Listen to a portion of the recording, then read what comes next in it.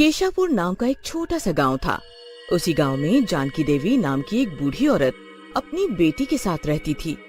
एक दिन जानकी देवी सुबह सुबह फूलों से अपने घर के दरवाजे को सजा रही होती है कि तभी वहाँ पड़ोस में रहने वाली कमलेश जानकी देवी से कहती है, अरे ओ काकी, क्या बात है? आज सवेरे सवेरे फूलों से दरवाजे को सजाया जा रहा है। जानकी मुस्कुराते हुए जवाब देती है, आज मेरा बेटा शहर से घर आ रहा है और वो अकेले नहीं, साथ में अपनी बहू भी ला रहा है। तो बस नई बहू के घर आने की खुशी में ये सब तैयारियां चल रही हैं। पारस बेटा ने शहर में शादी कर ली? चलो, ये तो बहुत अच्छी बात है। फिर तो हम कभी लड्डू खाने को मिलेंगे। हाँ हाँ, क्यों नहीं। नई बहू के आने की खुशी में तो पूरे गांव भर में लड्डू पेड़े बंटवाऊंगी मैं। हाँ। जानकी ऐसा बोलती है, तभी उसके बेटे बहू घर आ जाते हैं। जानकी अपनी बहू बेटे को देखकर खुशी से फूले नहीं समाती है। अरे ओ रजनी बेटी, जल्दी से आरती की थाली ले आ, तेरे भैया भाभी घर आ गए हैं। रजनी अंदर से आरती की थाली लेकर आती है। जानकी अपने बहू बेटी की आरती उतारती है, फिर घर के भीतर ले आती है। जानकी की बहू सुलेखा बहुत ही सुंदर थी और उसके लंबे घने बाल उसकी सुंदरता को चार चांद लगा रहे थे। भैया, मानना पड़ेगा आपकी पसंद को। भाभी तो एकदम सुंदर पसंद की है आपने। सच में बेटा, तुम शहर से बहू तो एकदम चौखी लाए हो। और इसके बाल तो देखो जरा, ऐसे लग रहे हैं मानो रेशम की डोरी हो। अरे कोई मेरी भी तारीफ करेगा या सब अपनी नई बहू की ही तारीफ करते रहेंगे? तुम दोनों सफर में थक गए होगे, इसीलिए तुम दोनों खाना खाकर अपने कमरे में आराम करो। फिर अगली सुबह पारस अपने साथ सुलेखा को कुलदेवी के मंदिर ले जाता है। तभी मंदिर के पास सुलेखा को साफ पानी से भरा एक तालाब दिखता है। अरे वाह पारस, तुम्हारे गांव में कितने साफ पानी का तालाब है। इसे देखकर तो मेरा मन इसमें डुबकी लगाने का कर रहा है। चलो ना पारस, इसमें नहाते हैं। नहीं नहीं सुलेखा, माँ ने हमें इस तालाब से दूर रहने को कहा है और वैसे भी हमें काफी देर हो गई है, हमें घर चलना चाहिए। पर सुलेखा पारस की एक नहीं सुनती और तालाब में जाकर नहाने लगती है। अरे इतनी गर्मी में भी तालाब का पानी कितना ठंडा है, मेरा तो इसमें से बाहर निकलने का मन ही नहीं कर रहा। और पारस, तुम न जाने कितना डरते हो। अरे इतनी गर्मी पड़ रही है, हम घर पहुँचते पहुँचते सूख कर पापड़ बन जाएंगे और ना माँ को पता भी नहीं चलेगा कि हम तालाब में नहा कर आए हैं। अरे बाबा, इससे पहले कि कोई तुम्हें तालाब में ऐसे नहाते देख ले, तुम तालाब से बाहर निकलो और घर चलो। फिर सुलेखा पारस की बात मानकर तालाब से बाहर निकलकर पारस के साथ घर चली जाती है। अरे मैं कब से तुम्हारी राह देख रही थी, तुम दोनों जल्दी से हाथ मुंह धोकर आओ, तब तक मैं तुम्हारे लिए खाना परोसती हूँ।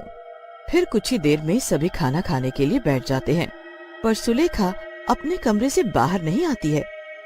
अरे क्या बात हो गई सुलेखा बहू, अभी तक काहे खाना खाने नहीं आई?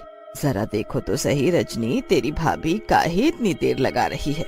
रजनी सुलेखा के कमरे में जाती है तो देखती है कि सुलेखा शीशे के आगे अपने सारे बाल खोले खड़ी हुई है और अपने बालों में कंघा करते हुए धीरे धीरे गुनगुना रही है।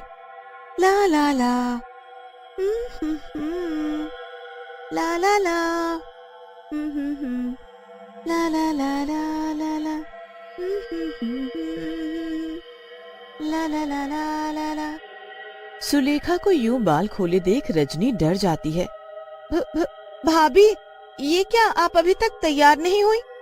सुलेखा चिड़चिड़ाते हुए बोलती है। वो क्या है ना रजनी, मेरे बालों में ना अचानक से बहुत खुजली होने लगी है, जिसकी वजह से मेरा सिर दर्द होने लगा है।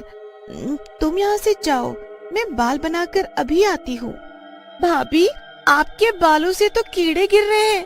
अरे ये तो जुएं हैं। आपके सिर में जुएं? जब से इस गांव में कदम रखा है, न जाने मेरे सिर में ये जुएं कहाँ से आ गई। तुम जाओ यहाँ से, नहीं तो ऐसा न हो कि कुछ जुएं तुम्हारे बालों में भी चली जाएं। भाभी की बात सुनकर रजनी वहाँ से चली जाती है। कुछ देर बाद सुलेखा खाना खाने के लिए आती है और खाना देखकर बोलती है, ये क्या, खाने में बस दाल रोटी चावल? क्या कुछ अच्छा नहीं बना है?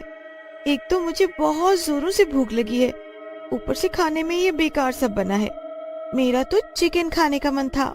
सुलेखा, मैंने तो तुम्हें बताया था कि हमारे यहाँ मीट अंडा ये सब नहीं खाते हैं, और तुमने भी तो कहा था कि तुम भी ये सब नहीं खाती हो। तो फिर आज तुम चिकन खाने की बातें क्यों कर रही हो? मुझे ऐसा सादा खाना नहीं खाना, मैं अपने कमरे में जा रही हूँ। ऐसा बोलकर सुलेखा गुस्से से अपने कमरे में चली जाती है। उसी रात पारस सुलेखा के पास जाता है और देखता है कि सुलेखा बेड पर अपने बाल खोले बैठी है। सुलेखा रानी, आज तो हमारी शादी की पहली रात है और तुम ऐसे गुस्से में बैठी हुई अच्छी नहीं लग रही हो। अरे मेरी रानी, जरा मुस्कुरा तो दो। मेरा सिर बहुत दर्द कर रहा है, तुम यहाँ से चले जाओ, मुझे तुमसे कोई बात नहीं करनी। पारस सुलेखा के करीब जाता है तो देखता है कि सुलेखा के सिर से एक नहीं बल्कि अनेकों जुएं नीचे गिर रही हैं। सुलेखा, तुम्हारे बालों में कितनी सारी जुएं हैं। छी छी, तुम्हारे इन सुंदर बालों में आखिर इतनी सारी जुएं कहाँ से आ गईं? तुम अपने बालों की ठीक से सफाई तो रखती हो ना? क्या अपने बालों को भी साफ नहीं रखती हो ना? अरे तुम तो गुस्सा हो गई, मैं तो तुमसे मजाक कर रहा था। खैर, अभी तुम सो जाओ, कल बात करते हैं। और कल तुम्हारी पहली रसोई है, तो तुम्हें जल्दी उठकर खाना भी तो बनाना है। फिर अगले दिन सुलेखा जल्दी उठकर रसोई में जाती है। अरे बहू, तुम आ गई, चलो अच्छा है। अब तुम जल्दी से बढ़िया सी खीर बना लेना, क्योंकि आज गांव की कुछ औरतें तुम्हारे मुंह दिखाई की रस्म के लिए घर आने वाली हैं। फिर सुलेखा अपना सिर खुजलाते हुए खीर बनाती है। खीर बनाते हुए सुलेखा के सिर के कुछ जुएं उस खीर में जा गिरते हैं। थोड़ी देर में गांव की औरतें भी आ जाती हैं। सुलेखा सभी औरतों को खीर देती है। गांव की औरतें कमलेश सुलेखा को देखकर बोलती हैं, सच में काकी, बहू तो बड़ी ही सोहनी है।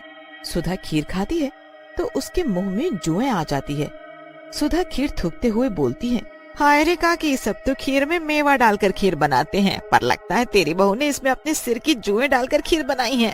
छी छी छी छी छी, अरे हमें जुएं वाली खीर खिलाने के लिए बुलाया था का काकी? तभी सुलेखा के सिर से सैकड़ों जुएं जमीन पर गिरने लगती हैं। हे भगवान, बहू तेरे सिर में इतनी सारी जुएं, छी छी छी छी।